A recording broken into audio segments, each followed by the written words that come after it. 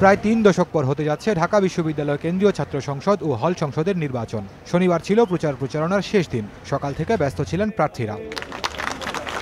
দুপুরে অপরাজেয় বাংলার সামনে প্যানেল পরিচিতি সভা করে ছাত্রদল। মধুর ক্যান্টিন সহ ক্যাম্পাসের বিভিন্ন এলাকায় লিফলেট বিতরণ ও প্রচার প্রচারণা চালায় বাম জোটের প্রার্থীরা। এছাড়া বিভিন্ন আবাসিক হল এবং ক্যাম্পাসের নানা জায়গায় প্রচার প্রচারণা চালাতে দেখা যায় ছাত্রলীগের প্রার্থীদের। নির্বাচনের পরিবেশ নিয়ে নানা অভিযোগ তুলেছে ছাত্রদল ও বাম সংগঠনের নেতারা। তবে শেষ পর্যন্ত নির্বাচনে থাকার কথা জানান তারা।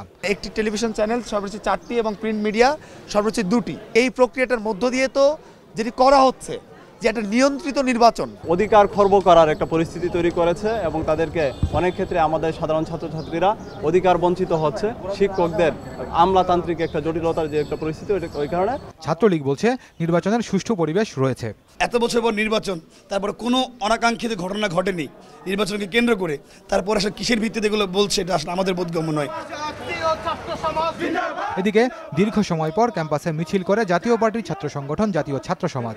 এ সময় তাদের ধাওয়া দেয় বাম সংগঠনগুলো।